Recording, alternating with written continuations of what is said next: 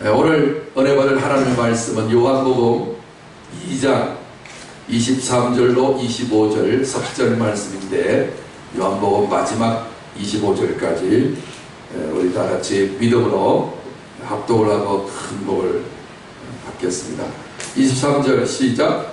명절인 6월절에 예수께서 예루살렘에 계시니 많은 사람이 그의 지속하여 행하시는 표적을 보고 그의 이름을 믿었으나 예수는 그분의 몸을 그들에게 한 번도 의탁하지 않고 계셨으니 이는 그분이 친히 모든 사람을 이미 다 아시며 또 사람에 대하여 누구의 증언을 조금이라도 받으실 필요가 여전히 없으셨다.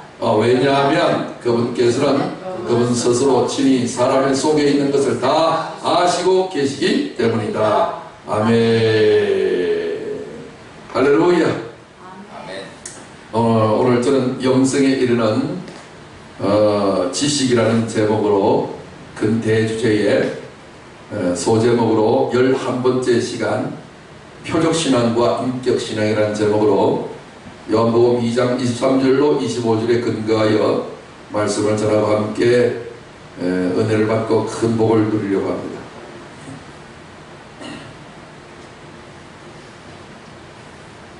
(23절에) 보시면 명절인 6월절에 예수께서 예루살렘에 계시니 많은 사람이 그의 지속하여 행하시는 표적을 보고 그의 이름을 믿었으나 라고 23절에 지금 시작을 하고 있는데, 지난 주에 우리 계속해서 이어진 말씀은 예수께서 급하게 예루살렘에 올라오셨어요.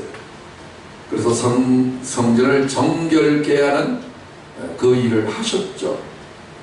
그래서 양과 소를 다 채찍으로 만들어 갖다 쫓아오고, 그 다음에 돈 바꾸는 환전 그 업자들의 상을 딱 난동분자처럼 딱 뒤집어 버리시고,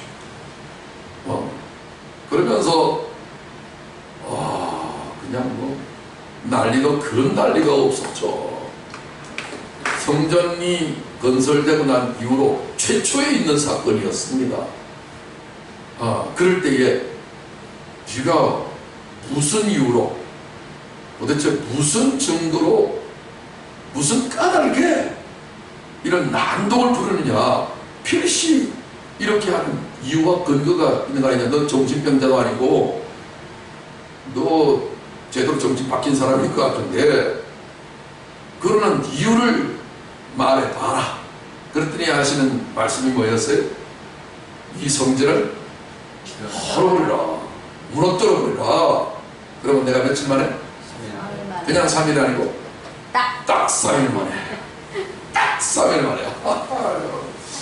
이야,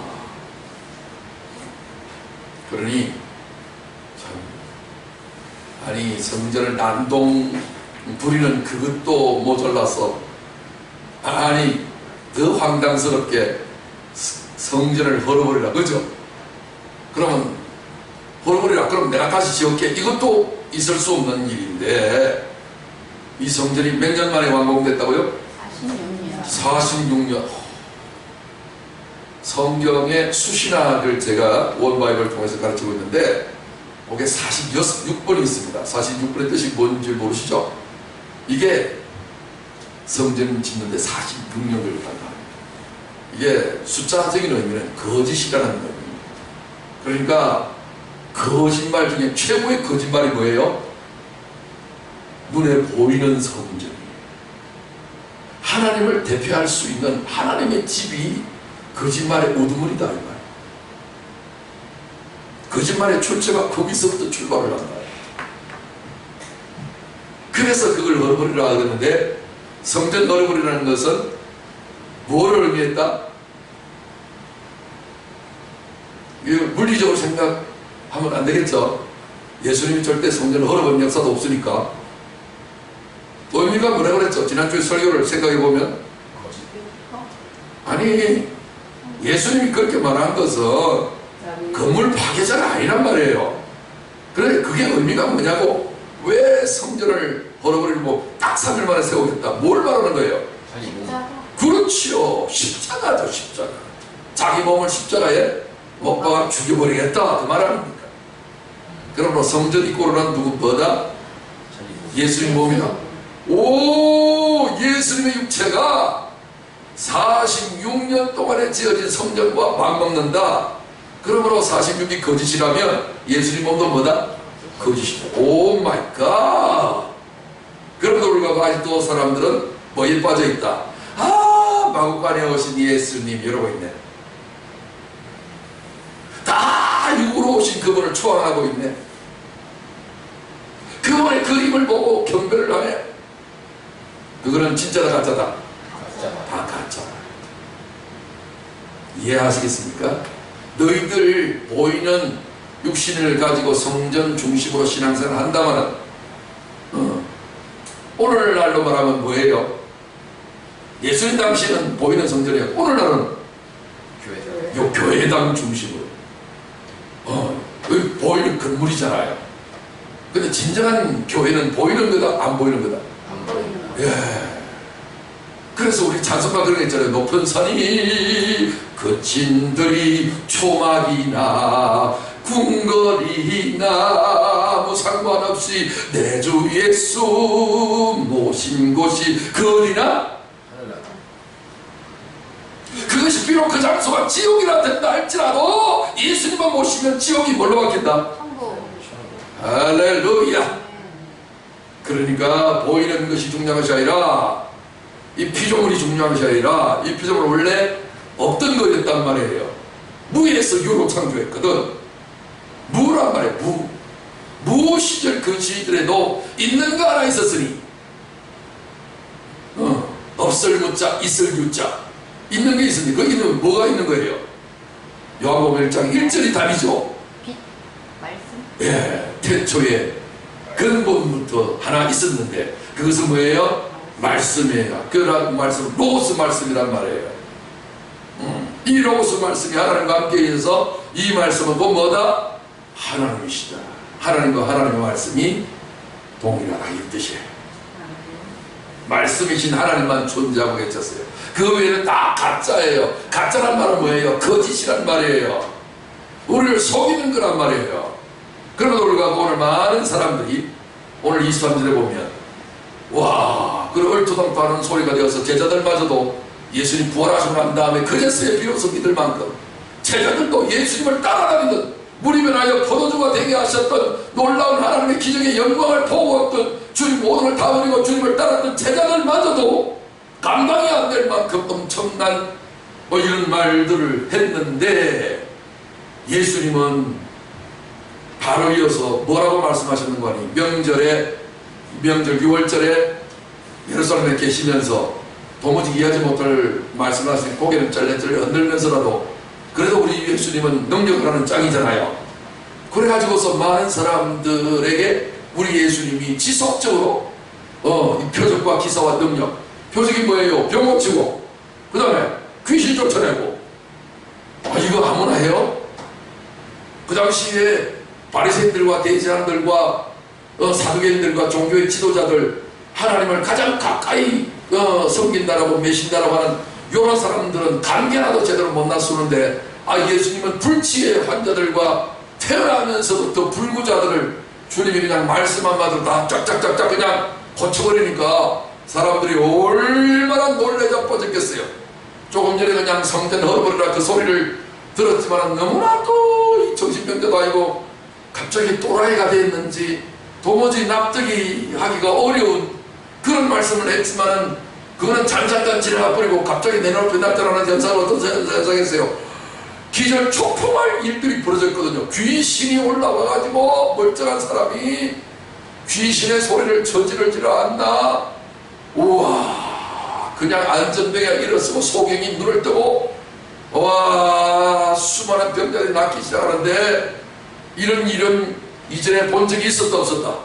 한 번도 없었다. 그래서 많은 사람들은 조금 전에 이상한 말을 해서 좀 또라이인 줄 알았지만 능력 하나는 짱이었으니까 사람들은 여러분 말을 중시해요? 나타나는 표적을 중시해요? 뭐예요? 성경은 기적이라고도 하지 않냐고 표적이라는 말을 한단 말이에요. 표적은 무슨 말이냐면은 사인이란 말인데, 여러분 책은요 겉으로 되어져 있는 이렇게 책이 중요한 거예요? 안에 있는 내용이 중요한 거예요? 내용. 그렇죠. 내용은 보이지 않는 거란 말이에요. 보이지 않는 것을 전달을 하려니까 잘 안 돼서 책이라는 도구를 통해 가지고 인쇄술을 발달시켜서 적어서 주는 거잖아요. 그러니까 책이 뭐예요? 책은 껍데기고 표지가 있고, 그죠? 그 다음에 안에 있는 내용은 진짜 의미를 주는 거잖아요. 이 표적이라고 하는 것은 의미를 담고 있는 껍데기다, 그 말이에요. 그래서 성경에 기적이라는 말을 잘 안 하고 뭐라고 한다? 표적이라는 말을, 표적이 떴다 이러면 표적 그 속에는 뭐가 있다? 메시지. 안에 메시지 내용이 있다. 그래서 성경에 표적이 그렇게 많은 거예요. 어떤 표적이 나타나든지 간에 그 표적 속에는 항상 그것이 본질이 아니고 그 속에 껍데기가 있는 거예요. 그런데 예수님이 병자 고치고 귀신 쫓아내니까 많은 사람들이 뭘 보고 예수님을 믿었어요? 표적. 표적을 보고. 그렇다면 말을 고치면 뭘 보고 믿었다? 껍데기. 예수님의 껍데기만 보고 믿었다. 그 껍데기만 보고 믿으니까 24절에는 이렇게 말해요. 이렇게 믿었지만 그러나 예수님은 정작 그분의 몸을 그들에게 한 번도 의탁하지 않고 계셨어요. 여러분 놀랍지 않습니까? 여러분 믿음이라고 하는 것은 혼자서, 사랑과 믿음이라고 하는 것은 대상 없이 혼자서 하는 것은 짝사랑이고 짝믿음이에요. 그러니까 떡 줄 사람은 생각도 안 하는데 그 사람은 떡 줄 줄 믿고 김치 국물로 담아주는 거예요. 이런 허물 캐는 거예요, 이거. 그러니까 혼자서는 안 된다니까요. 오늘 미신이라는 것이요, 왜 미신입니까? 신이 어떤 누군지도 모르고 무조건 일단 한번 빌어보기 시작하는 거예요. 가만히 있으니까 불안하거든. 이렇게 뭐라도 해야 직성이 풀리는 인간의 본성이 있잖아요. 답답한 사람은 그래도 뭐라도 해야 되지 않겠냐, 그런 것을 신불신간에 많이 해요. 그런데 중요한 것은 예수님은 자신의 몸을 그들에게 한 번도 의탁하지 않고 계셨다. 그 말은 상호작용을 한다. 주님은 믿었다 안 믿었다? 주님은 사람을 믿으셨다 안 믿으셨다? 안 믿으셨다는 거예요. 아따, 일방통행이네. 양방통행이 아니고 쌍방통행도 아니고. 그 이유가 뭐예요? 이는 그분이 친히 모든 사람을 이미 다 아신다는 것 때문이에요. 주님은 아세요. 여기서 부정사로 처리를 했는데요, 이 부정사라는 말은 긍정이다, 부정이다, 그런 부정 아닙니다. 정해져 있지 않는다. 그래서 영어로는 to 부정사라고 이야기하는데, 그러니까 시제가 떠 있는 거예요. 과거도 아니고 현재도 아니고 미래도 아닌. 주님이 다 아시지만 부정사예요. 이미 다 과거로 알아버렸다. 완료형으로 알아버리고 말았다. 이것도 아니고 알아버릴 것이다. 이것도 아니고 저것도 아니고 시제가 공중부항처럼 붕 떠 있는 거예요. 그래서 요동을 하는 거예요. 지금 현재는 예수님이 사람들의 마음을 다 아셨지만 예수님 십자가 달려 돌아가시고 부활하시고 성령이 내주하시면 주님은 다르게 아시기로 작정하십니다. 그것을 염두에 두고 부정사로 처리한 거예요. 여러분, 성경 놀라운 책입니다. 그런데도 불구하고 이게 이런 의미를 싹 빼버리고 성경을 읽으니까 의미가 많이 깎아내려져 가는 안타까움이 있어서 이걸 다시 살려놓은 거예요. 주님이 우리를 다 아시잖아요. 우리에 있는 죄성을 알아요, 몰라요? 아세요. 아시지만 사람은 천사도 아니고 짐승도 아니고 유일하게 유동하고 변화를 가져올 수 있는 피조물은요, 인간밖에 없어요. 모든 만물은 그 종류대로 만들어진 대로 영원히 변치 않는 거예요. 많은 사람들이 인류가 진화해 왔다라고 지나온 이야기를 하고 있는데, 인간은 짐승 원숭이에서 인간으로 진화가 됐다는 말은 어불성설이에요. 겉으로 보이는 피조물은 절대로 변하지 않아요. 그런데 유일하게 인간만큼은 하나님이 거하시는 집으로 만들어주셨기 때문에, 하나님이 거하시면, 여러분 삼성의 이건희 회장이 지금은 이재용 부회장으로 바뀌었지만 실세가 이재용 부회장이 가난한 집에 가서 살면 가난한 집은 변하지 않고 그대로 있어요? 부잣집으로 변해요? 부잣집으로 변하죠. 그런 것처럼 만왕의 왕 되시고 만주의 주가 되시는 그분이 인간과 함께 계시면 그 인간은 스스로 변할 수가 없는데, 하나님과 함께 하시면 인간은 변한다 안 변한다? 인간은 변하는 거예요. 하나님 때문에요. 근데 하나님은 천사와 함께 해야 해요. 함께 한다는 말은 결혼한다는 의미예요. 함께 한다는 것은 내가 네가 되고 네가 내가 된다는 의미예요. 둘이 하나가 된다는 것이 함께라는 의미예요. 그냥 사람들끼리 잠시 함께 있는 것이 아니고 한 번 있으면 영원히 함께 하는 것을 함께 한다고 그래요. 잠시 함께 있는 거 말고, 그래서 인간은 부부가 되어서 결혼해가지고 함께 있어도 함께 있는 것이 아니에요. 그래서 부부 싸움을 하는 거예요. 하나님은 영원히 함께 하시기 때문에 부부 싸움을 영원히 하네요. 그래서 주님은 사람들의 몸을 안 믿어요. 그래서 사람들 몸에는 늘 한계가 있어요. 앞으로는 주님이 달라지겠지만 지금 그 당시 표적과 기사와 이적을 일으킬 때는 사람들이 자기 눈에 보기에 좋은 대로 예수님을 믿고 따르잖아요. 예수님이 동으로 가면 동으로 따라가고, 서로 가면 서로 따라가고, 집에 들어가면 집으로 들어가고, 바닥 따라가면 바닥 따라가고, 줄줄줄줄줄줄줄, 이게 믿는 것이거든요. 그런데 예수님이 마지막에 십자가 달리니까 사람들이 어때 합니까? 다 도망가죠. 제자들 맞아요. 그래서 주님이 지당초부터 알아봤다 안 알아봤다. 그래서 몸을 안 맡긴다. 여러분 여기서 하나 알 수 있는 것은 믿음은 의탁하는 거예요. 그래서 우리가 뭐 옷을 들으면 어디에다가 맡겨요? 세탁소 맡기죠. 그래서 의탁한다, 부탁한다 할 때 그 탁자예요. 그래서 씻어달라고 맡기는 것을 세탁소라고 해요. 그러니까 우리 예수님이 자신의 몸을 맡기는 거예요. 맡긴다는 말은 내가 더러운데 깨끗하게 해줄 것이라고 믿고 세탁소에 맡기는 것처럼, 예수님도 믿는 구석이 있어야 자신의 몸을 맡길 거잖아요. 근데 사람들에게 예수님 몸을 맡긴다 안 맡긴다? 안 맡긴다. 왜? 인간은 못 믿을 존재다. 그래도 불구하고 오늘 많은 사람들은 자꾸 사람을 믿으려고 그래요. 심지어 나도 사람이죠. 그럼 나도 믿을 대상이 된다 안 된다? 사람들은 자기를 못 믿어주는 것에 대해서 막 분노하는 사람들이 계시는데 그럴 거 없어요. 분노하는 것이 당연한 거예요. 나는 믿을 수 있는 존재가 아니거든요. 왜요? 내가 100% 확신한다 할지라도 내 일을 내가 알지 못하는 존재거든요.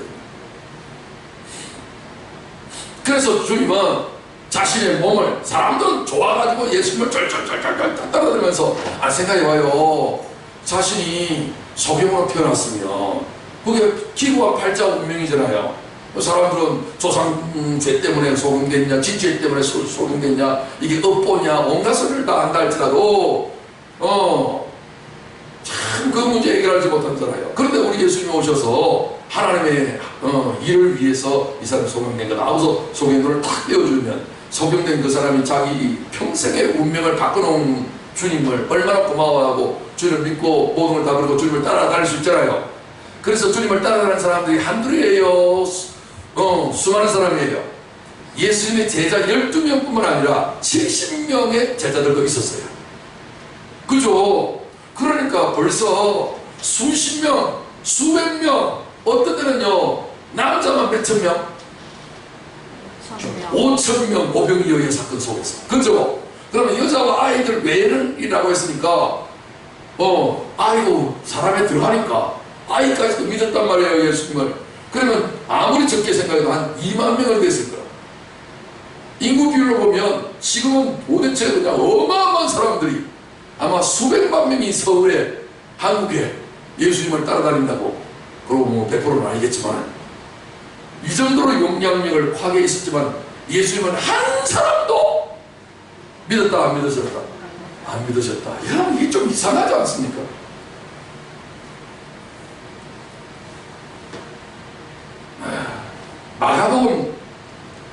마가복음 16장 17절로 20절 말씀 보면 이런 말씀이 있습니다. 믿는 자들에게는 이런 표적이 따릅니다. 곧 그들이 내 이름으로 귀신을 쫓아내며 새 방언을 말하며 뱀을 집어올리며 무슨 독을 마실지라도 해를 받지 아니하며 병든 사람에게 손을 얹은 적 나으리라 하시더라. 주 예수께서 말씀을 마치신 후에 하늘로 올리시사 하늘 우편에 앉으시니라. 제자들이 나가 두루 전파할세 주께서 함께 역사하사 그 따르는 표적으로 말씀을 확실히 증언하시리라. 아니, 제자들이 나가서 그냥 전도한 게 아니라 뭘로 전도했어요? 그 따르는 표적으로 말씀을 확실히 증거했으니까 표적을 보고 믿게 하는 것이 너무나 중요하잖아요. 그런데 예수님은 그렇게 표적 보고 자기를 믿고 따르는 사람을 안 믿으신다는 거예요. 이건 좀 이상한 부분이 아닙니까? 그리고 또 사도행전 1장 8절 말씀에 보시면 오직 성령이 너희에게 임하시면 너희가 권능을 받고 예루살렘과 온 유대와 사마리아와 땅까지 이르러 내 증인이 되리라. 그러니까 표적은 권능인데 여러분, 이게 얼마나 표적과 권능이 중요합니까? 그런데 이거 해봐야 예수님은 그 사람을 인정해준다, 인정 안 해준다? 인정 안 해주신다는 말이죠. 좀 이상하게 잘 안 맞는 것처럼 보이잖아요.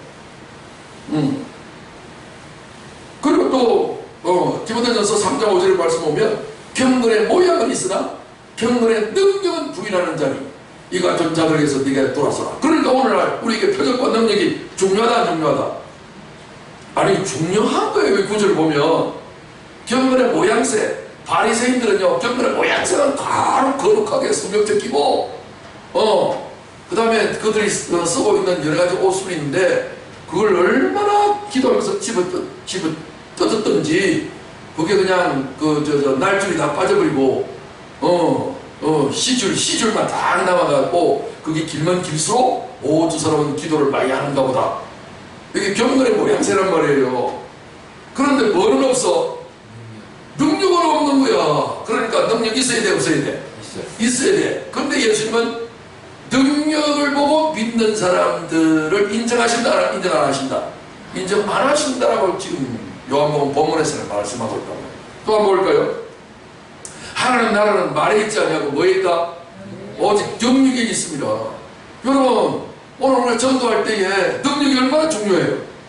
예수님도 능력을 통해서 전파하셨고 사도 바울도 능력이 짱이었고 베드로도 얼마나 많은 능력을 행했어요. 그러니까 능력 없는 바리새인처럼 되는 게 좋지 않잖아요. 그러니까 이게 능력이 하나님 나라의 특성이라고까지 이야기했는데 예수님은 능력 보고 믿는 사람들을 인정을 하나도 안 한다는 말이에요. 그러면 이게 도대체 이해가 됩니까? 무리 중에 많은 사람이 예수를 믿고 말하되 그리스도께서 오실지라도 그 행하실 표적이 이 사람이 행한 것보다 더 많으랴 그랬어요. 예수님은 그 당시에 메시아 그리스도라고는 생각하지 못했어요. 그냥 하나님이 보내신 어떤 선지자 정도라고 생각을 할 정도였어요. 그런데 정작 그리스도께서 오시는 그 약속이 이루어져서 그리스도가 오셔가지고 많은 권능을 행한다고 한다고 하지만은 이분처럼 과연 할 수 있을까? 이 말은 뭐예요? 이분의 권능이 어마어마하게 많이 나타났다는 강조점이죠. 비록 그리스도가 오셔서 더 많은 권능을 행한다 할지라도, 그죠? 그러니까 얼마나 우리 주님은 표적을 일으키는데 선수권자예요. 근데 오늘 본문 말씀은 뭐라고 하고 있습니까? 명절인 6월절에 예수께서 예루살렘에 계시니 많은 사람이 그의 지속하여 행하시는 표적을 보고 그의 이름을 믿었으나 예수는 그분의 몸을 그들에게 한 번도 의탁하지 않고 계셔.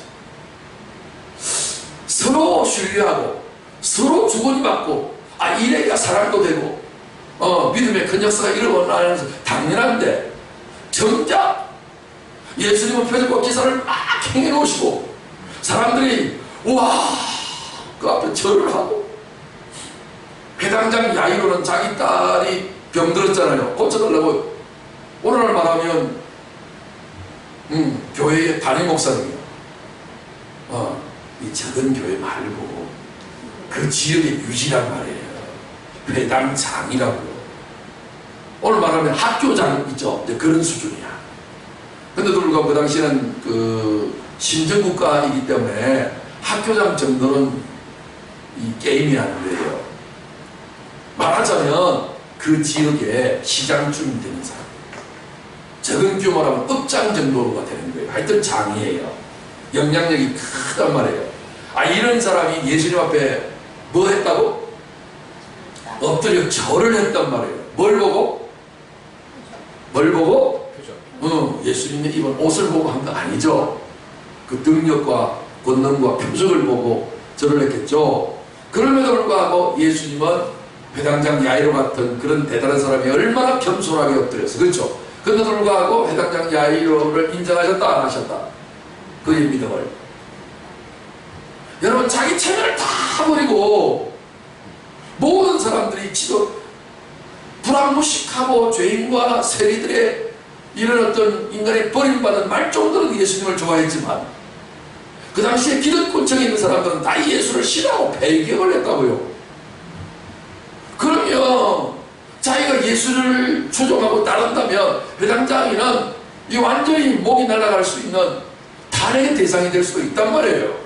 그것을 다 버리고 내 딸을 살릴 수만 있다면 내 모든 것을 다 버리라.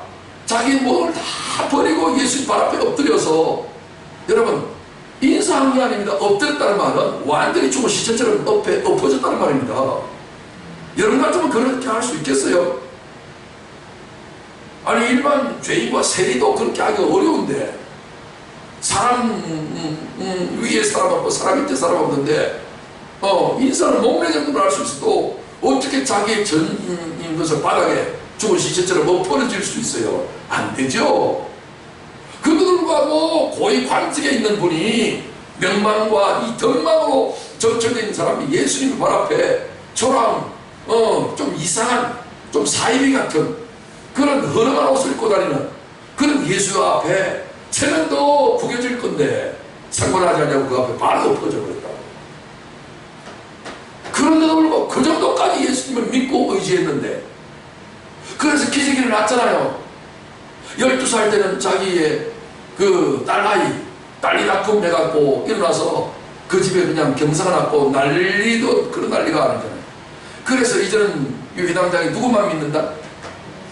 예수님만 믿잖아요. 그런데 정작 예수님은 안 믿는 거예요. 참 이상하지 않습니까?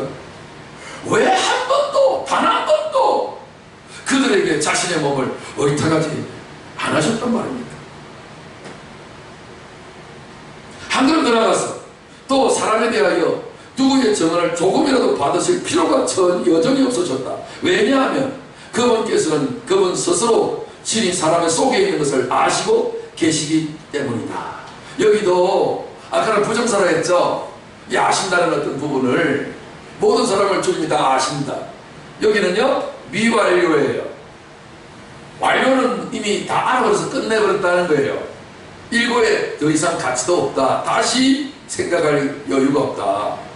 그런데 미완료는요 아직 주님이 사람의 속에 있는 것을 아시지만 언젠가는 변화가 될 것이다 라고 하기 때문에 미완료로 아신다는 말을 한 거예요. 근데 성경 기록되어 있는 헬라 언어는 이걸 표시를 했는데 그 글자 속에 우리는 그런 글자를 표시할 문법이 있다 없다? 없다. 그래서 그것을 다 삭제하고 번역할 수밖에 없다. 그래서 미완료의 부분을 다 속에 있는 것을 아시고, 뭐 주님이 다 아시는데 뭐 이게 아니고 주님이 지금 현재 육신에 놓여져 있고 껍데기에 쌓여져 있는 우리는 주님이 다 아신다는 거예요. 그런데 나중에 예수님 십자가 달려 돌아오시고 부활하시고 성령이 내 안에 거주하시면 우리의 속에 있는 것들이 바뀐다 안 바뀐다? 바뀐다, 변한다. 내 마음이 바뀐다는 말은 아니에요. 새로운 마음이 들어오기 시작한다. 그걸 주님은 아시고 계신다는 말을 미완료로, 아직 십자가 지기 이전이시니까, 아직 성령이 우리 사람 속에 들어오시기 이전이니까 미완료로 처리하고 있는 모습들을 볼 수가 있습니다. 그러니까 결국은 우리 주님이 사람이 자기 눈앞에 어떤 표적과 기사와 이적과 축복이, 로또 복권이 수백억짜리가 당첨이 돼가지고 인생 역전 드라마가 펼쳐져서 오 하나님 감사합니다, 축복 주시니 감사합니다 하고서 내 이제 하나님 의심하지 않냐고 죽기 살기 까무라치고 내가 하나님 믿고 의지하고 내 목숨이라도 아까워하지 않냐고 다 버리면서 희생하여 주님을 믿고 따르겠습니다 하는 그 말을 인정하신다 안 하신다? 안 하십니다. 오늘 설교 시작할 때에 제목이 있었죠? 제목이 뭐 기억나요? 안 보고 그런 살짝 했죠? 뭐였죠? 표적신앙과 인격신앙. 네, 표적신앙 하나님 인정합니다. 내 앞에 어떤 축복이 오고 내가 기도를 해갖고 어떤 능력을 응답받는다 할지라도, 불치병에서 고침을 받는다 할지라도 하나님은 사람 속에 있는 것을 아시기 때문에 사람을 믿지 않으시고 또 그 사람이 예수를 증언하는 것을 주님은 인정하지 않으시는 거예요.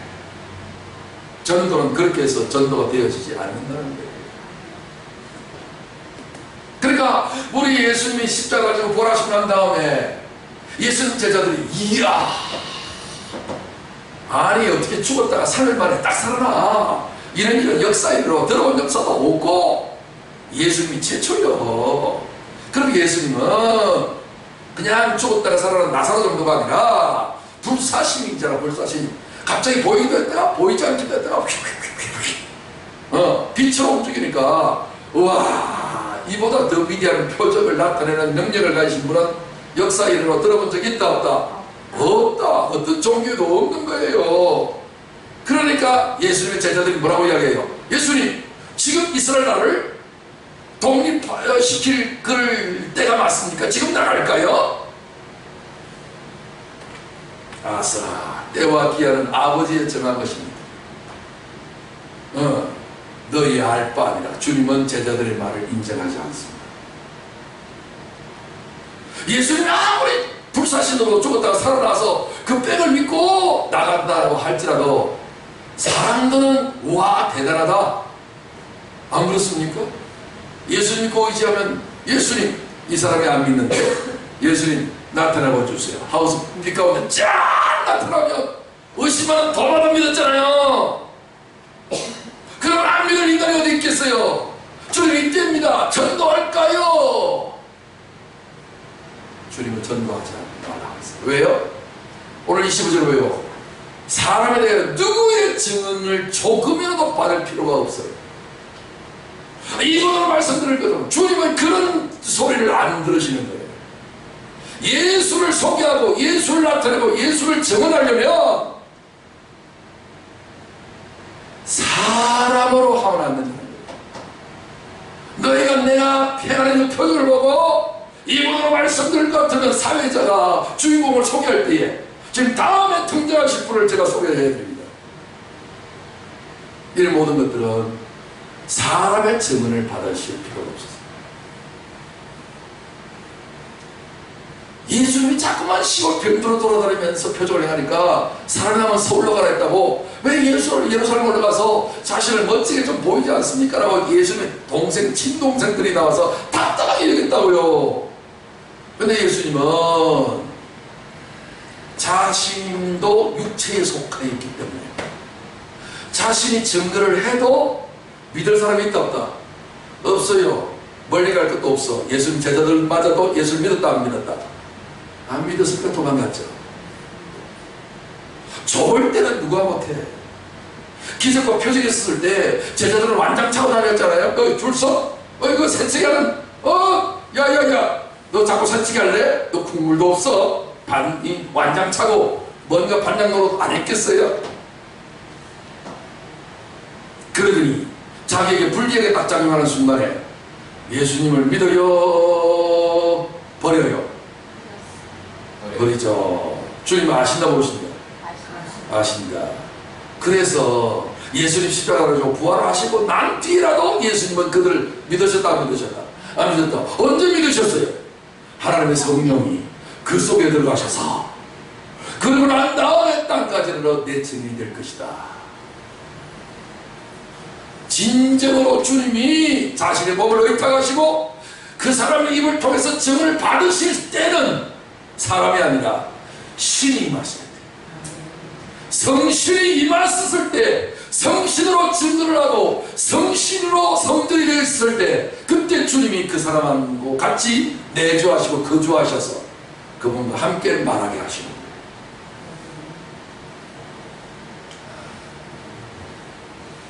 창세기 1장 14절 말씀 보시면 하나님이 이르시되 하늘의 궁창에 광명체들이 있어 낮과 밤을 나뉘게 하고 그것들로 징조와 계절과 날과 해를 이루게 하라. 이렇게 말씀했어요. 여러분 옛날 성경에 번역은 이렇게 되어 있어요. 하늘의 궁창에 광명체들이 있어 낮과 밤을 나뉘게 하고 그것들로 징조와 계절과 날과 해. 그러니까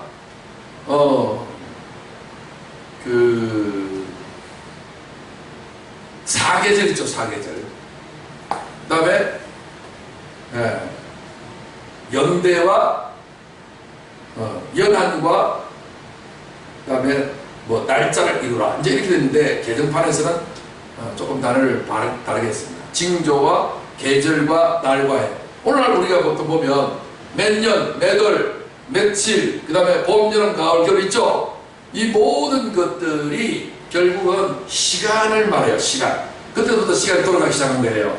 하나님이 시간을 창조하셨는데 이 시간은 땅을 먼저 만들어 놓고 그러고 난 다음에 시간을 만들었어요. 쉽게 말해서 공간을 만들어 놓고 그 다음에 시간을 그 위에다가 만들어 놓은 거예요. 그러니까 우리는 공시간이라 하지 않냐고 시공간이라고 하는 거예요.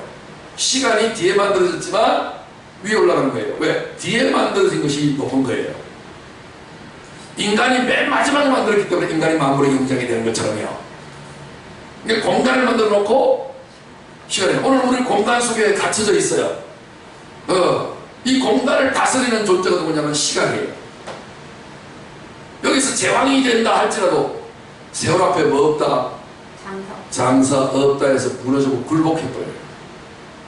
그래서 오늘 이 시간 세계 속에 있는데 사람이 살아도 70이요 강렬하면 80까지 살아도 그 사람은 수고와 슬픔뿐인데 왜요? 시간으로 말미암아서 인간이 다 말라져 버리거든요. 인간은 연력학 제2법칙에 적용되어 가지고 1법칙은 질량 보존의 법칙이라서 얼음을 녹이면 액체가 되고 액체를 끓이면 수증기로 정벌되어서 형체는 다 변하고 없어지기까지 해요. 보이는 물체가.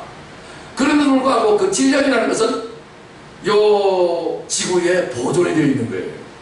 그 순환기를 통해서 다시 하늘로 올라갔다가 나올 거예요. 땅에 비로 내려가고 땅을 적시고 온도가 낮아지면 얼음으로 다시 돌아오는 거예요. 이걸 무슨 법칙? 질량 보존의 법칙, 연력학 제1법칙이고요. 연력학 제2법칙은 아무리 그렇게 순환을 한다 할지라도 이 땅에 보이는 모든 것들은 의복과 같이 낡아진다. 그래서 지구가 지금 이제 낡아서 옛날만큼 그렇게 잘 돌아가지 않는 이유는 뭐 인간에게 그런 어떤 그 책임을 돌리고 있습니다만 하도 공장에서 매연을 많이 하고 자동차에서 매연가스를 많이 뿜어대니까 온난화 현상이 생겨가지고 지구가 지금 제대로 작동하지 못하고 있고 앓고 있고 병들고 있다. 그래서 뭐 공산주의든 민주주의든 네 나라든 내 나라든 여기잖아. 우리가 자멸하게 생겼으니 우리가 환경을 가장 중시합니다. 이렇게 환경 코드가 지금 21세기에 떴단 말이에요. 이해되시죠? 이거는 이미 상식으로 다 퍼져 있는 이야기란 말이에요. 그런데 이 모든 것들은 네 탓이다, 내 탓이다, 뭐 중국 탓이다, 뭐 하도 공장을 많이 돌려갖고 이제 그런 어떤 말이 아니라 하나님의 연력학 제2법칙, 율법 안에 태어난 것은 연력학 제2법칙의 적용을 받는단 말이에요. 과학적인 용어는 연력학이라고 하지만 성경적인 용어는 그것을 율법 아래라고 이야기해요. 율법을 이는 것은 의복이 낡아진 것처럼 새 옷을 샀는데 시간이 지남에 따라서 헛옷이 되잖아요. 다 낡아지고 헤어지잖아요. 그런 것 같이 오늘 만물들은 다 이렇게 낡아져서 점점 그 빛이 퇴색되어져 간다. 이렇게 자꾸만 변하는 거예요. 그러니까 이렇게 변하는 존재로 갇혀서 제한되게 율법 아래 갇혀서 살아가고 있는 인생이 지 마음도 변한단 말이야. 변한다. 오늘 정치인들을 한테 투표를 찍어주는 유권자가 뭐라고 이야기해요? 초심을 잃지 마세요. 요구할 걸 요구해야지. 절대 권력은 절대 부패한다는 법칙을 몰라요. 인간은 믿을 수 있는 존재가 된다 못 된다? 안 되는 거예요. 그래서 나도 내 자신을 못 믿는데 주님이 나를 믿으시겠어요? 이를 믿지 못할 내 안에 들어오셔서 성전 삼고 주님이 계시면 이 몸이 무너지면 어떡하려고? 우리 예수님도 그냥 집 무너졌나 해서 또 다른 데 또 이사 가셔야 되겠네. 그분이 한 번 임하시면 영원한 거주지로 삼으시기 때문에 영원하신 분은 임시적이고 찰나적이고 순간적인 인간을 믿으실 수가 없어요. 그래서 예수님이 자신의 몸을 의탁하지 못하시는 거고, 그러는 사람의 말은 환경 따라 기분 따라 바뀌잖아요. 베드로 보세요.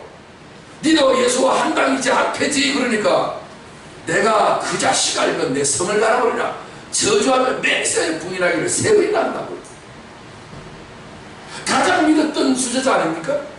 그렇기 때문에 사람 속에 있는 것을 주님이 다 알고 계시기 때문에 힘들고 어려우면 얼마든지 고무신을 거꾸로 다 실어버리는 그런 백만득한 한계가 있는 존재인 줄을 주님이 다 아신단 말이에요. 그래서 계절이 바뀌어야 안 바뀌어요? 계절 바뀌는 것 따라 우리 옷 바뀌죠? 그러면 우리의 마음도 바뀌잖아요. 특별히 중년 남자 같은 경우에는 가을만 되면 가을을 탄다 이 말 하죠? 도무지 어울리지 않는 말 같지만 그렇죠? 그래서 낙엽 따라 가버린 사람 차중나비 그래서 죽었잖아요. 이렇게 사람은 자꾸만 뭐에 영향을 받아가지고 지가 노래를 부르고 재미나게 좀 잘 줄 알았는데 지가 만든 지 노래에 지가 죽어버린 거예요. 그 비극을 가르고 있는 그런 어떤 가수들은 전부 다 그냥 쓸쓸한 노래를 불러서 다 그렇게 된단 말이에요. 그러니까 그 입으로 예수를, 영원하신 예수를 증거하는 것을 주님이 인정하실 수가 없는 거예요. 창세기 8장 22절 말씀에 오시면 땅이 있을 동안에는 심음과 거둠과 추위와 더위와 여름과 겨울과 낮과 밤이 쉬지 않으리라. 이 말이 앞에 창세기 1장에서 1장 14절 하신 말씀하고 노아홍수를 통해서 싹 쓸어버리고 난 다음에 이제 새로운 세계를 또 출발을 하시잖아요. 그때 똑같이 말씀하는 거예요. 땅이 있는 동안에 사람이 있는 동안에 사람이 땅에서 났잖아요. 흙으로 만들었잖아요. 그러니까 예수님이 땅이 있는 동안에 사람이 있는 동안에 내가 이 땅에 살고 있는 내가 주인 되어 살아가고 있는 이 사람의 입장에 있을 때는 끊임없이 변화가 무성하다는 거예요. 심음과 거둠 언제 심어요? 봄에 심고 가을에 거두죠. 언제 추워요? 겨울에 춥고 여름에 덥죠. 그러니까 사계절 이야기한 거예요. 그 다음에 밤낮을 말하잖아요. 이런 모든 것들이 창세기 1장 14절과 똑같은 말씀을 주님이 지금 천지계명을 홍수로 다 멸망시키고 난 다음에 똑같이 또 새로 시작하는 거예요.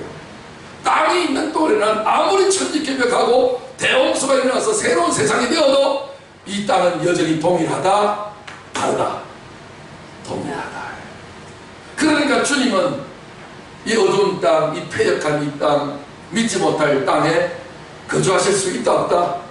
없으시다는 말이에요. 이런 땅이 하는 소리를 인정하실 수 있다 없다? 없다. 없다 하시는 거예요. 말라기 3장 6절 말씀을 보시면 나 여호와는 변하지 아니하나니 그러므로 야곱의 자손들아 너희는 소멸되지 아니하느니라. 나 여호와는 변하지 않는 거예요. 이 세상에 있는 모든 만물은 다 변하는데 연력과 이 법칙에 적용되는데 그 법칙에 적용되지 아니하는 분은 그걸 만드신 분이겠죠. 하나님만은 변하지 않으시는 분이에요. 그래서 우리 예수님은 어떤 사람의 누구의 점은, 그러니까 오늘날 내가 예수님을 자랑하고 예수님을 전도하려고 나서서 열심히 전도하는 거 하나님이 인정 안 하시는 거예요. 그거 달려가고 안 하시는 거예요. 오직 하나님이 그러기 때문에 예수님의 제자들이 먼저 내가 주님을 전파할까요? 아서라. 나는 너희 사람들의 말로 증언을 받을 존재가 아니야. 그렇게 한다고 해서 되는 게 아니야. 열심히 중요한 게 아니라 먼저 성령이 너에게 임하시면 너희가 성령의 신의 사람이 되어야 한다. 내 사람이 되어야 한다. 나는 내가 만든 내 집에 거하지, 너희가 지금 정성을 다하여 만든 그 집에 나는 거하지 않는다라고 주님은 말씀하십니다. 아멘. 오늘 신앙생활 여러분들 착각하시면 큰일납니다. 열심히 나쁘다는 건 아니에요. 열심히 해주면 결혼 되겠습니까? 뭐든지. 그런데 열심히 앞세우면 안 되고, 열심보다 앞세울 수 있는 거 하나 있어요. 뭐요? 먼저 하나님의 영에 갇혀서 새 사람이 되어야 한다. 오늘 기독교는요, 좋은 사람 만들려고 하는 게 아니에요. 선량한 사람 만들려고 하는 것이 목표가 아니에요. 전혀 다른 totally different, 전적으로 다른 새로운 사람을 만들고자 한다고요. 새 사람은 없어요. 하늘에 새 것이 없다고 했어요. 그런데 위로부터 거듭나는 새로운 사람이 있어요. 다음 주에 드린 말씀이 바로 위에서 거듭나는 니고데모에 대한 어떤 요한복음 3장 말씀을 제가 할 건데, 이 말씀부터 놀라운 본격적인 말씀이 시작되어지는데, 주님은 그걸 위해서 이 땅에 오신 것이죠. 예레미야 17장 9절 말씀에 보시면 만물보다 거짓되고 심히 부패한 것은 뭐요? 사람의 마음이에요. 누가 등이 이를 알려고. 오늘 사람들이 제일 모르는 것이 뭐예요? 내 마음, 내가 몰라. 그런데 성경은 알잖아요. 사람을 지으신 그분은 알잖아요. 그분이 뭐라고 말씀하세요? 만물보다 거짓되고 심히 부패한 이 마음 속에 주님이 집 삼고 들어오실 마음이 있으시겠어요? 그래서 여우도 굴이 있고 나는 새도 깃들 곳이 있지만 인자는 머리 꿀줄 수 없다. 예수님을 한밤 재워줄 곳이 없다. 그 말이 아니에요. 예수님이 머리를 두고자 하시는 데가 어디예요? 인간이 만드는 이런 어떤 가옥이 아니라 우리의 마음속인 것을 의미하는 거예요. 내 마음속에 아무리 순결하고 거룩하고 고상하게 살았다 할지라도 인간의 마음 자체는 그 사람이 나쁜 짓을 하느라는 것 상관없이 이미 죄로 물들어져 있기 때문에, 태어나면서부터 죄인이기 때문에 주님은 그곳에 거하실 수 있다 없다? 거하실 수 없는 거예요. 여호와께서 이와 같이 말씀하십니다. 5절에는 무릇 사랑을 믿으며 육신으로 그의 힘을 삼고 마음이 여호와께서 떠난 그 사람은 저주를 받을 것이다. 여러분, 사람 믿으면 큰일 납니다. 사람 믿고 돈 맡기면 안 됩니다. 사람 믿고 여러분의 어떤 일을 맡기면 안 됩니다. 사람을 믿었다가는 나도 나를 못 믿는데 한치 건너 사람을 어떻게 믿고 여러분들 귀중한 것을 맡길 수 있단 말입니까? 그래갖고 맡겨서 저주받은 사람이 어디 한둘이에요? 그래서 나온 속담이 뭐예요? 믿는 도끼에? 그 말이 왜 나왔겠습니까? 그럼 도끼를 믿고 그럼 나무를 찍지. 그 믿는 도끼에 뭐를 찍혀요? 자기 발등이 대신 찍히죠. 그러니까 여러분, 사람 믿으면 저주받습니다. 그래서 예수님은 이걸 다 아시기 때문에 주님을 안 믿으시는 거예요. 24절에 예수는 그분의 몸을 그들에게 한 번도 의탁하지 않고 계셨으니 또 사람에 대하여 누구의 증언을 조금이라도 받으실 필요가 여전히 없으셨죠. 그런데 고린도후서 5장 17절 말씀에는 이렇게 말씀하고 있어요. 그런 점 누구든지 그리스도 안에 있으면 새로운 피조물이다. 이전 것은 지나갔으니 보라, 새 것이 되었더라. 어떻게 새 것이 됐어요? 해 안에 새 것이 없다며요. 우리가 해 안에 태어났지 그러면 해 밖에서 태어났어요? 그래서 생일이라는 것이 있잖아요. 그랬는데 오직 새로운 피조물 될 수 있는 유일한 길은 내가 수도 정진하고 참된 마음을 가져서 새로운 사람이 되는 게 아니라 그리스도 안에 있기만 하면 된다는 거예요. 그리스도가 뭐예요? 우리를 위해서 이 땅에 오셔서 십자가 지시고 3일 만에 부활하셔서 하나님 보좌에 성전하셔서 하나님 보좌에 앉으시고 하나님 만유를 영으로 새롭게 하신 분이 그리스도잖아요. 그 놀라운 진리의 말씀을 깨달은 그 안에, 그리스도의 깨달음 안에 살고 있으면 우리가 뭐가 된다? 새로운 피조물이 되는 거예요.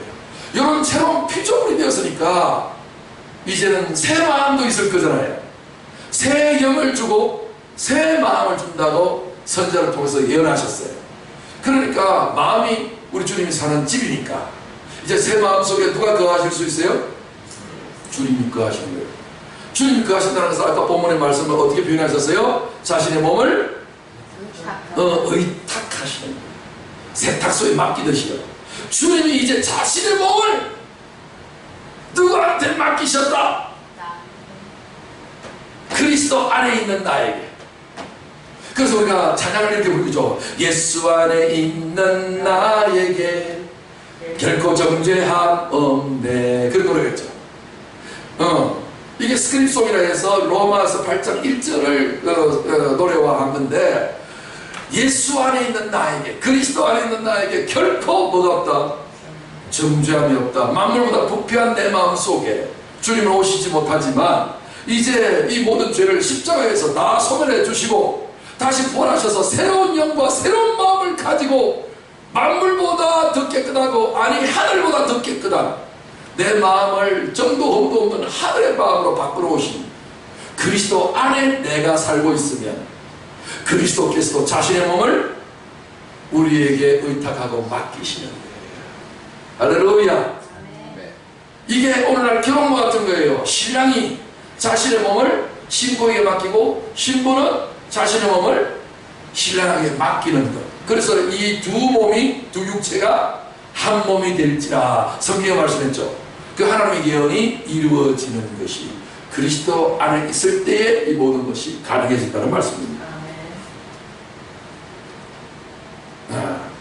계시록 18장 2절 말씀 보면 힘찬 음성으로 외치 이르되 무너졌도다 무너졌도다 큰 성 바빌론이여 귀신의 초소와 각종 더러운 영이 모이는 곳과 각종 더럽고 가증한 새들이 모이는 곳이 되었도다. 무슨 말입니까? 여기에서 큰 성 바빌론이라고 해요. 오늘날 바벨이라는 말은 바벨탑에서부터 시작한 거예요. 거기에서 이 땅에 있는 보이는 물질로 말미암아서 자기의 권력과 영광을 삼고 있는 자들의 집결체가 뭐예요? 바벨탑이잖아요. 거기에서 최고의 영웅이 니므롯이었는데, 이런 사람들이 모여서 역사하고 있는 그 영들이 모이는 것은 그 어디나 다 바벨론이 되는 거예요. 그러니까 그들이 모여서 오늘 말하면 뭐예요? 유엔, 그 다음에 G20개국, 전부 다 G1 하고 있다가 중국 때문에 G2로 했다가 서로 싸우면서, 그 다음에 G7 이렇게 나오는데, 우리나라는 지금 그까지 아직 들어가지는 못했지만, 하여튼 이런 어떤 모든 부분들에서 인간이 하나님의 도움을 의지하지 않냐고. 여러분 유엔을 시작하면서 기도하는 거 봤습니까? 이승만 대통령은 처음에 국회를 시작할 때 기도부터 윤 목사님 나와서 기도하시고 시작하겠습니다. 와, 링컨 대통령은 백권에서 기도하고 정부를 보겠습니다. 그러잖아요. 대통령 출발할 때도 하나님의 성경대 위에 손을 얹고 전쟁했다며. 그런데 오늘날 세상 사람들을 모이들 그래요? 안 하잖아요. 그러니까 그리스도 밖에 있는 사람들의 마음은 오늘 뭐라고 이야기하고 있어요? 귀신에 서서 더러운 영이 모이는 더러운 것이에요. 여기에 주님이 안 계세요. 계실 수도 없어요. 그래서 이런 것들은 무너진다 해서, 장차 무너진다 해서 줄여서 장망성이라고 철로 역정에서 이야기하고 있어요. 그러니까 내 마음을 말하는 거예요. 바벨론이 별건가요? 오늘 우리도 바벨론의 일부분으로 살아가고 있잖아요. 이 도심지에서 그들의 영향권에 의해서. 맞죠? 문화 혜택을 누리면서. 그러니까 결국에 영향을 받았으니까 내 마음도 무슨 처소? 귀신의 처소인 거예요. 여기는 주님 계시지 않지만 주님께 십자가 부활하시고 성령으로 내 마음속에 새로운 마음을 하나 더 넣어주셨죠. 여기가 바로 주님이 거하시는 장소가 되고, 여기에서 내가 주님과 함께 있을 때 내가 주님을 증언할 수 있는 능력자가 되어지는 거예요.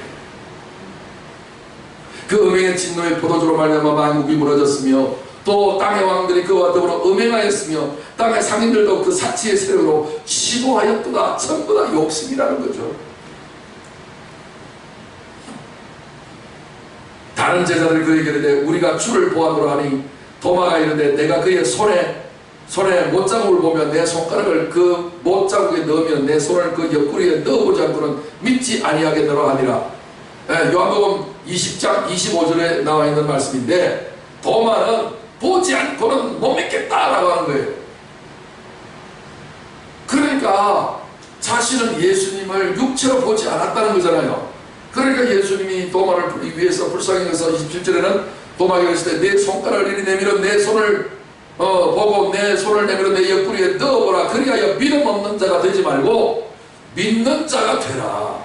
믿음 없는 자는 어떤 자예요? 내가 육으로 있는 것은요, 표적을 보고 예수님을 따라다니는 사람, 내가 축복을 받아서 예수님을 할렐루야 하고 찬양하는 사람, 그런 사람은 믿음 없는 자예요.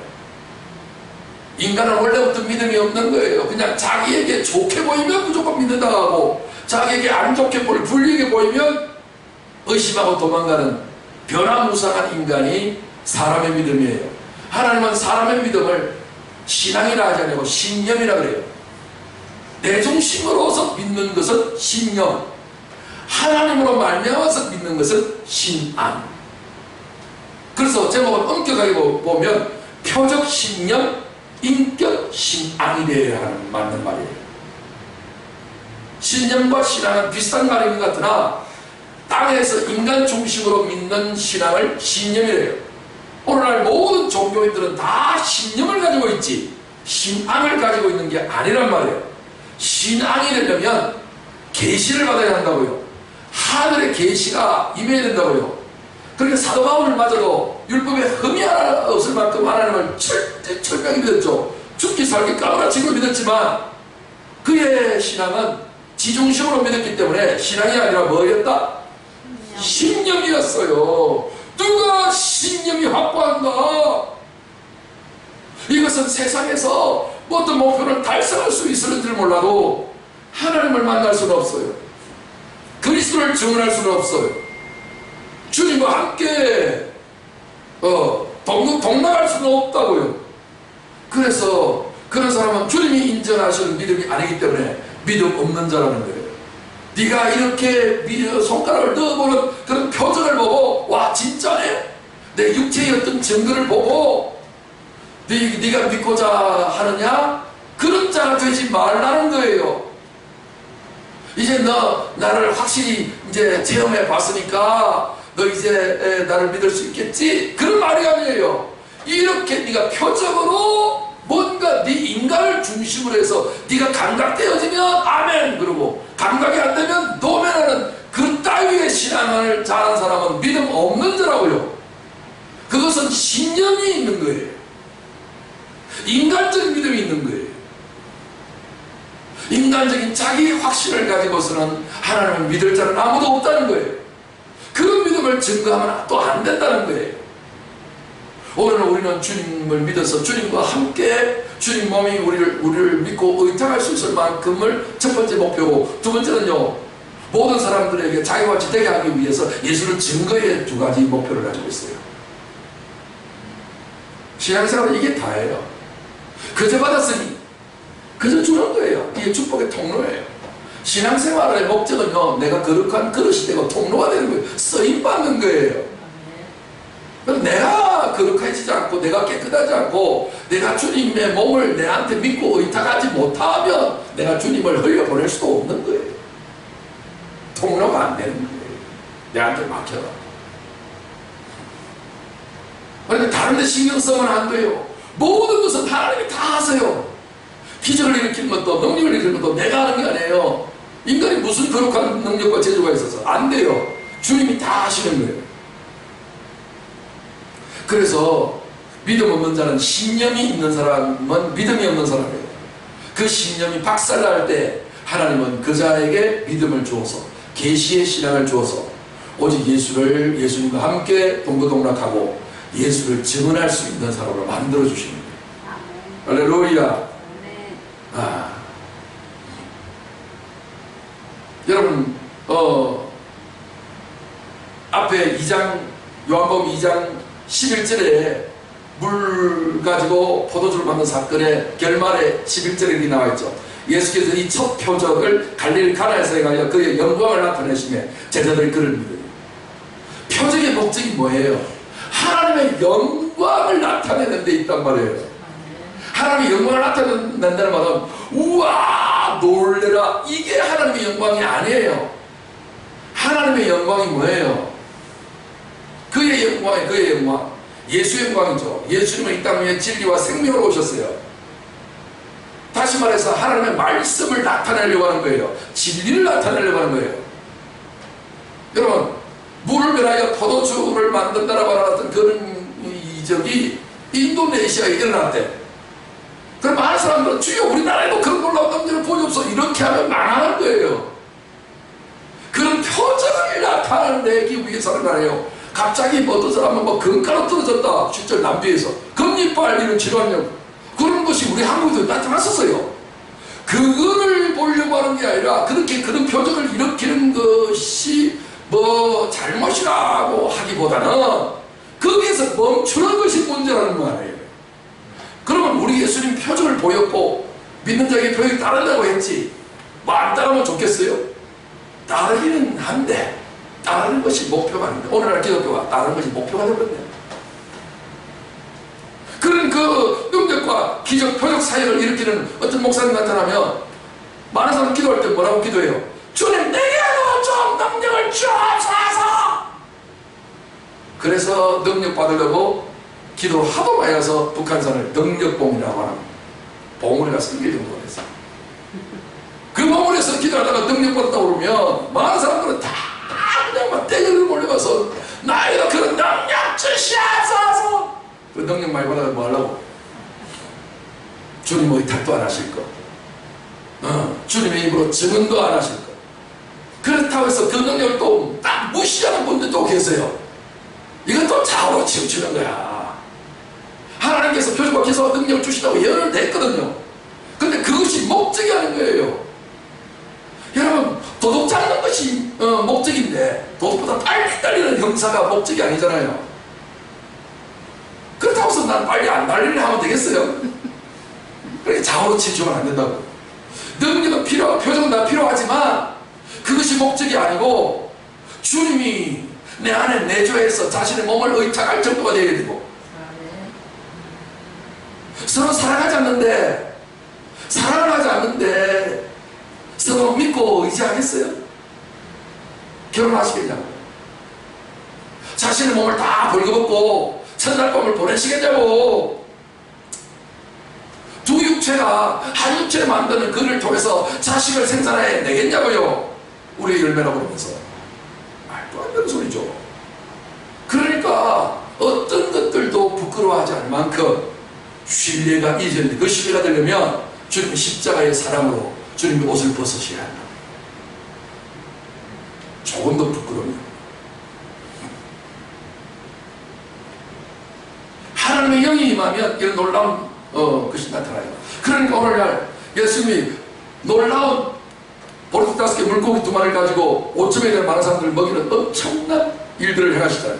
근데 그 모습 보고 많은 사람들이 예수님 믿었잖아요. 믿기를 어떻게 믿었어요? 예수님은 뭐 만들자? 임금님으로 만들자! 임금님으로 초대하자! 그러면 우리 민생모 문제는 끝났다. 할렐루야. 예수님이 땅 위에 민생모 문제를 해결하기 위해서 오신 분이에요. 우리의 가장 비극적인 죄 문제를 해결하기 위해서 오셨어요. 이 땅에서 호요식하고 금요한양하는 영광을 누린다 할지라도 그의 마침은 지옥의 불구덩이 속에 멸망으로 끝난다면 가장 불행하고 저주스러운 인간 아니에요? 그러니까 이 땅에서 호요식하고 하자는 것이 아니라 그런 개돼지처럼 내 도살장에 끌려가는 괜히 배부른 돼지처럼 그렇게 하는 것이 인간의 행복이라고 하는 것은 거짓말이잖아요. 일단 도살장으로 끌려가는 일들을 막아야죠. 내가 영생을 멸망하지 않냐고. 영생 얻는 것이 가장 중요한 건데 사람들은 그것을 아랑곳하지 않냐고. 어쩌든지 내 눈에 보이는 어떤 표정과 기사와 능력을 나타내려고 하는 그 일에 신경을 쓴다면 문제가 심각하니 짝이 없다는 것이죠. 그 사람들이 예수께서 행하신 이 표적을 보고 말하는 얘기는 참으로 세상에 오실 그 선지자라 하더라. 그러므로 예수께서 그들이 와서 자기를 억지로 붙들어 임금으로 삼으려는 줄 아시고 다시 혼자 산으로 떠나가셨다. 주님은 이 땅에 임금 내려고 오신 분이 아니란 말이에요. 임금으로 예수님을 믿고 섬기고 그 앞에서 절을 한다 할지라도 내 마음속에는 저 임금을 통해 가지고서 내 인간의 문제를 해결해 보겠다. 오늘 이것이 바로 예수의 우상 섬기는 우상 숭배란 말이에요. 솔직히 안 그래요? 오늘 교회에 오는 사람들이 전부 다 주여 내 이 땅에 살 때에 민생도 문제를 해결해 주옵소서. 우리 한국의 99%가 그 신앙에 빠져 있다고요. 문제 없으면 하나님께 나오겠어요? 근데 문제가 있든 없든 사랑하는 여인은 뭐 때문에? 그 사랑 때문에 오히려 금전이 중간에 사랑을 막는다면 그 금전을 포기하죠. 중요한 것은 이 땅 위에 표적과 기사와 능력과 축복 필요한 하나님이 얼마든지 주세요. 그걸 거부하지 않으세요. 그러나 그것이 먼저가 아니라 먼저 인격적인 사랑과 믿음의 신뢰가 하나님과의 관계가 넘버원 first priority 첫 번째 우선순위가 되어져야 한다는 거예요.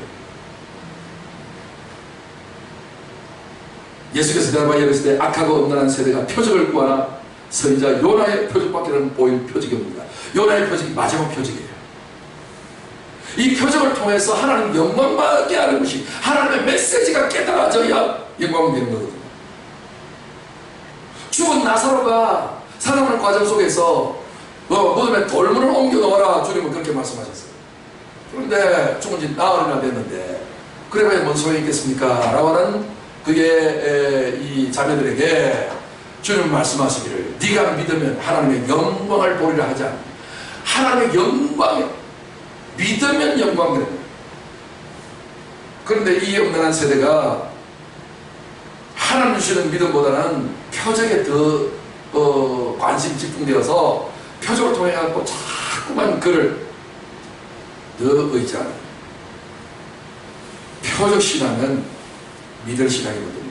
내 안에 거라 나도 너희 안에 거리라. 가지가 포도나무에 붙어있지 않으면 스스로 열매를 맺을 수 없을지 너희도 내 안에 있지 않으면 그러하리라. 나는 포도나무여 너희는 가지라. 그가 내 안에 내가 그 안에 있으면 사람이 열매를 많이 맺다니 나를 떠나서는 너희가 아무것도 할 수 없으니 요한복음 15장에 있는 이 중요한 구절이죠. 그래서 다른 거 없습니다. 우리가 주님 안에 주님이 우리 안에 거하여서 둘이 뭐가 된다? 하나가 되는 거예요. 나무가 가지 따로 나무 따로 안 하죠. 늘 결합되어 있죠. 그래서 속으로는 밖으로도 결합되어 있고 안으로도 진에게 서로 소통하고 있죠.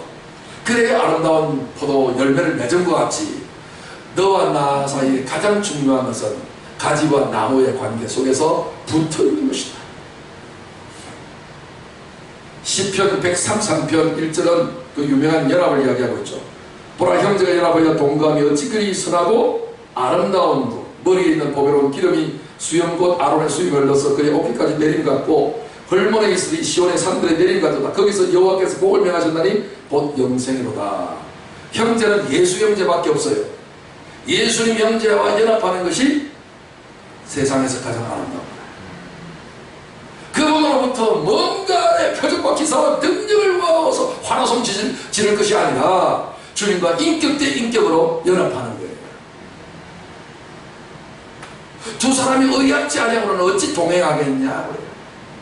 인생은 우리는 과같이 버려두지 않고 아버지가 함께 오시고 우리를 과부같이 버려두지 않으시고 그분은 신랑과 남편으로 우리에게 오시는 거예요. 서로 싸우면 되겠어요? 부정하는 게 싸우면 되겠어요? 부부간에 싸우면 되겠어요? 서로 화합해야 가장 아름다운 거 아닙니까? 아버지와 아들 하나가 되죠. 부부 하나가 되는 거죠. 점점 하나님께서 우리를 아들로 부르셨다가 나중에 부부로까지 성화 발전시켜 주세요. 그래서 또 다른 사람들을 자신을 낳아서 대대로 이어가게 하시는 것이 하나님의 그림이에요. 그걸 우리는 영생 복락이라고 합니다. 히브리서 2장 11절에는 이렇게 말씀하고 있습니다. 거룩하게 하시는 자와 거룩하게 함을 입은 자들이 다 한 코를 내난지라. 그러므로 뭐 부르기? 형제라 부르시기를 부끄러워하지 않으시고. 예수님은 하나님 아버지께 나왔고 우리도 하나님의 아버지의 성령으로 말미암아 거듭난 사람이니 한 공장 출신들이다. 그러니까 예수님과 우리는 형제예요. 그래서 서로 자신의 몸을 맡긴다 안 맡긴다? 맡기는 거예요. 여러분 전우회 아시죠?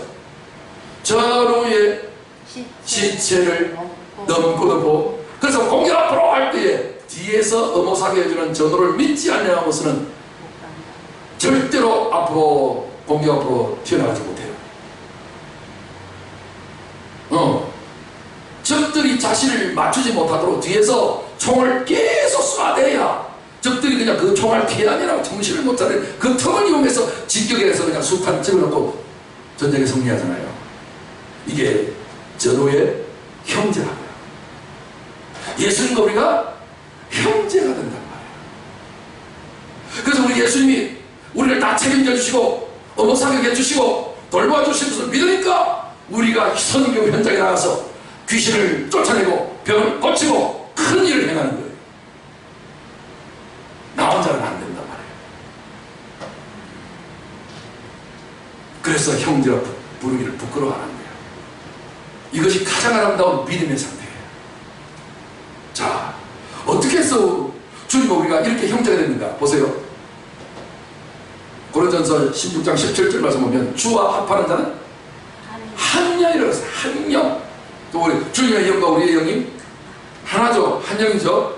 그 다음에 빌립보서 2장 5절을 보면 너희 안에 이 마음을 품으라 곧 그리스도 예수의 마음이니 우리의 마음도 예수의 마음과 한 마음이 됐네요.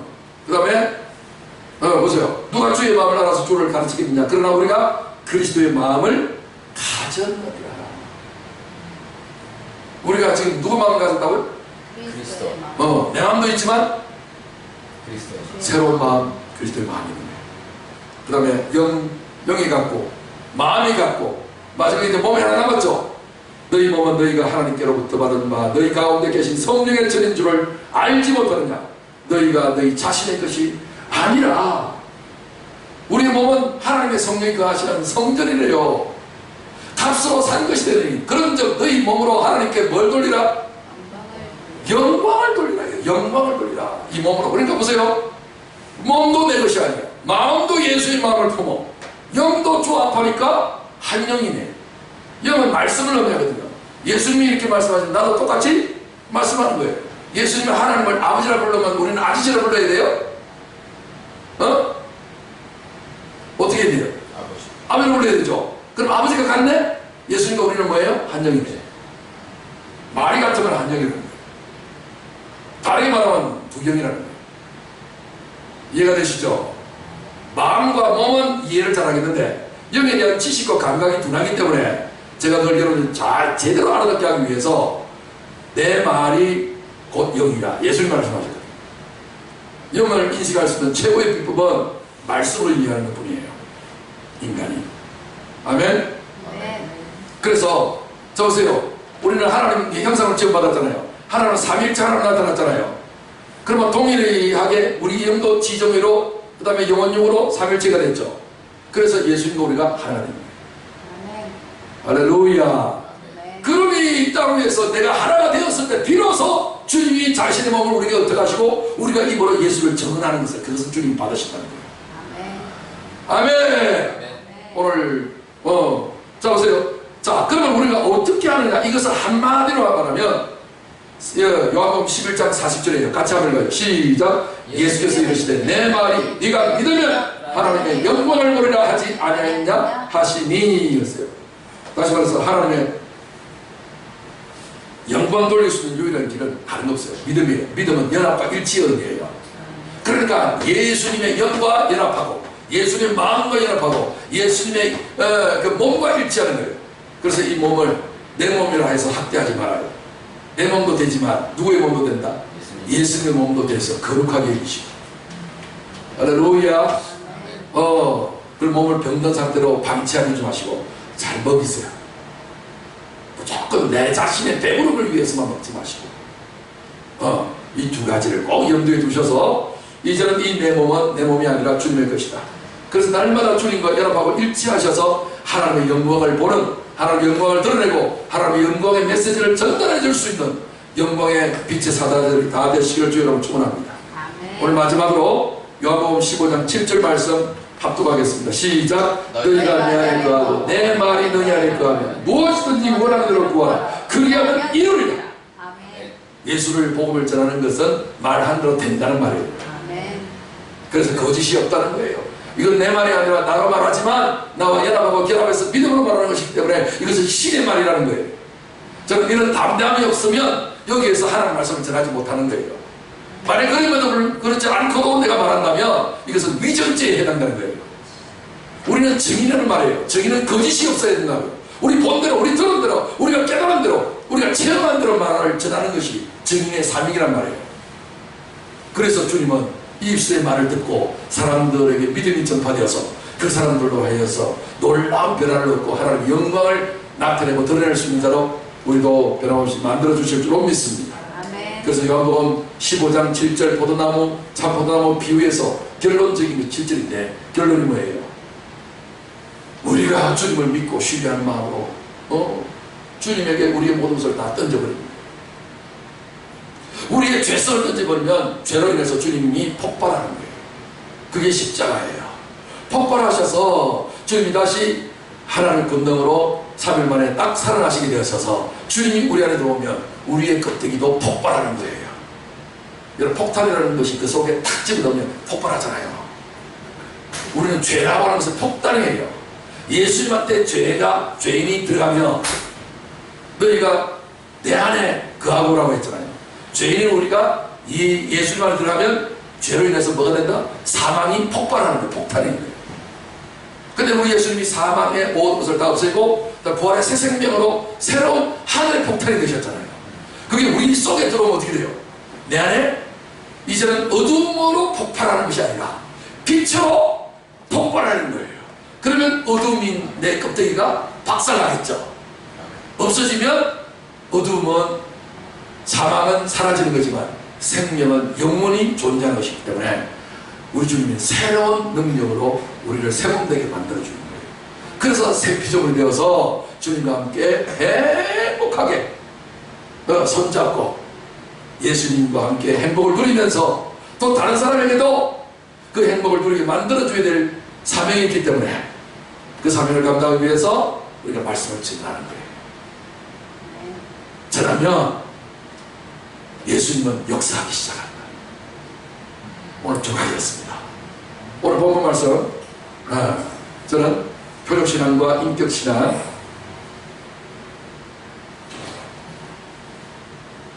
바로 이 앞에 이겁니다.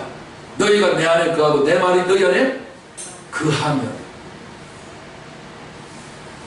이 말이 무슨 말입니까? 주님은 입 벌려라, 내 발부터 니한테 한번 집어넣어볼게, 내 손부터 집어넣을까, 내 머리부터 집어넣을까, 이렇게 육탄 돌격으로 들어오시려고 하신 분이 아니겠죠. 그 말이 아니라 주님은 영이세요. 조합하는 자는 한 영이잖아요. 이미 우리가 주님의 부활하신 십자가 달리도록 부활하실 때에 주님의 영과 더불어 십자가 못 박히고 주님의 영과 더불어 우리가 부활했잖아요. 근데 이제 우리의 마음과 몸만 남아있잖아요. 그래서 일단 우리 몸은 나중에 처리한다 할지라도 우리의 마음의 인격이 있잖아요. 그 인격적인 결합을 말하는 거예요. 주님, 내 인격을 내려놓고 주님의 인격 속에 들어갑니다. 주님의 생각, 주님의 마음의 느낌, 주님의 입의 말, 내가 주님의 말씀 안에 들어갑니다. 그러면 주님의 말씀이 내 안에 들어오십시오. 그러면 들어오신다는 말은 내 안에라는 건 뭐예요? 내 생각 안에, 내 마음 안에, 내 의지 안에 지정의거든요. 다시 말해서 인격 대 인격의 부딪힘이에요. 이것을 예수님 영접한다는 말이에요. 그래서 주님과 함께 되어져 있는 내 말의 증언을 주님이 그때서부터 인정하고 받으시기 시작합니다. 다른 아닙니다. 하나님을 생각할 때에 내 인생의 빵꾸를 때우는 요술 부리는 그런 마술쟁이, 나쁜 마술자가 아니고 선한 마술사로 보시면 안 됩니다. 그것은 신경 쓸 것 없어요. 이 모든 것이 다 하나님 것이기 때문에 넘치도록 하나님 주세요. 그보다 더 중요한 것은 뭐예요? 하나님과의 관계예요. 하나님 관계가 뭐냐? 여러분 생각 속에 수많은 하루에도 6만 가지 이상 생각이 일어나요. 그 생각 속에 몇 퍼센트가 주님의 생각을 느낍니까? 그런 마음에 감정이 있을 거예요. 불안하고 초조하고 걱정되고 염려되어지는 이런 많은 어떤 감정들이 있을 거예요. 그 속에서 하나님 주님이 느끼시는 감정을 몇 퍼센트 느낍니까? 수많은 말을 할 거예요. 하나님의 진리의 말씀하고 일치되는 말을 하루에도 얼마큼 하고 사십니까? 이게 그 사람의 믿음의 분량이에요. 비록 분량이 적다 할지라도 적은 분량이 나중에 많아지지 않겠어요? 적나니까? 그래서 그것은 성장과 자람이라고 성경에 말하고 있어요. 너희가 내 안에 거하기 시작하고 내 말에 거하기 시작하는 것이 첫 번째는 1%밖에 되지 않을 거다. 근데 계속해서 하나님 아버지는 농부시기 때문에 온전한 열매를 맺게 하기 위해서 계속해서 말씀과 이런 놀라우신 은혜의 자양분을 줄 거다. 계속해서 말씀을 듣고 배우고 듣고 배우고 듣고 배우고 듣고 배우고 기도하고 듣고 배우고 기도하고 듣고 배우고 기도하면 너희가 자라게 될 거다. 자라게 되면 너희 스스로가 주님이 내 안에 말씀하신다는 것을 들리게 되고 너희는 느끼게 되고 그것을 깨달아지게 되고 그냥 말하게 되어지고. 저는 어떤 데로 설교를 하다가 그냥 하나님 말씀이 그냥 나도 모르는 사이에 입에 확 틀어서 뒤늦게 깨닫는 때가 한두 번이 아니에요. 이거는 내가 말하는 것이 아니라 내 안에서 주님이 말씀하시네. 하나님은 멀리 계시잖아요. 우리가 가까이 계신다고 성경 말했어요. 그 가까이 의미가 뭐예요? 가장 가까운 것은 내 생각이에요. 가장 가까운 내 마음이에요. 내 마음의 감정의 느낌이란 말이에요. 나만 자꾸만 생각하고 나만 자꾸만 그렇게 하면 인격적이지 못해요. 하나님은 우리한테 자신의 몸을 맡기려고 해요. 자신의 말씀을 맡기려고 하는 거예요. 내 안에 말씀이 가해서 하나 되게 하시는 것이 그분의 뜻이에요. 오늘 이것을 깨닫지 못하고 그저 하나님 앞에 나와서 기도하면서 예배하면서 기적이나 바라고 기적 줘요. 능력 준다니까요. 예수님이 넘치도록 주시잖아요. 그러나 그것은 목적이 아니라 그걸 통해서 내가 하나님 앞에 더 깊이 나올 수 있다면 그 표적과 능력은 좋은 거예요. 오늘 이 정확한 의도를 잘 깨달으셔서 여러분이 그것은 기도할 것 아니에요. 하나님 필요하시고 원하시면 얼마든지 주실 수 있어요. 그러나 더 중요한 것은 인격적인 변화예요. 하나님을 인격화시키지 않고 다른 것으로 하면 우상 숭배가 돼요. 하나님 우상, 예수 우상이 돼요. 오늘 우리가 이런 모든 것들을 다 내려놓고 오직 내가 주님 안에 주님이 내 안에 거하여서 무엇을 구하든지 다 응답받는 저와 여러분 되시기를 주님 축원합니다. 오늘 받은 말씀을 생각하면서 우리 두 절만 합독하고 오늘 본문 두 절 합독하고 우리가 동서로 한번 기도하겠습니다. 시작. 예수는 그분의 몸을 그들에게 한 번도 의탁하지 않고 계셨으니 이는 그분이 친히 모든 사람을 이미 다 아신다는 것 때문이요 또 사람에 대하여 누구의 증언을 조금이라도 받으실 필요가 여전히 없으셨다. 왜냐하면 그분께서는 그분 스스로 친히 사람의 속에 있는 것을 아시고 계시기 때문이다. 아멘. 이제 주님은 우리를 아세요. 그동안 우리를 아세요. 그리스도 안에서 새롭게 된 우리를 아세요. 땅에서 난 우리를 인정하지 않으시지만 예수를 믿는 믿음으로 말미암는 새 피조물된 저와 여러분들은 알고 계세요. 주님이 아신다는 것은 지식으로만 알고 계시는 게 아니라 모든 것을 함께 한다는 의미예요. 이제 여러분은 여러분 혼자라고 생각하지 마시고 예수님과 함께하는 나의 인생, 나의 생각, 나의 마음, 나의 말이 씨가 되어서 말한 대로 되어지는 놀라운 하나님과 같은 영생의 복락을 누리게 될 줄 확신합니다. 날마다 나부터 그 놀라운 영생을 많이 누리시고 영생을 전하는 자가 되게 해달라고 이 시간에 우리 동성으로 주님 이름 세 번 부르고 동성으로 기도합니다. 주님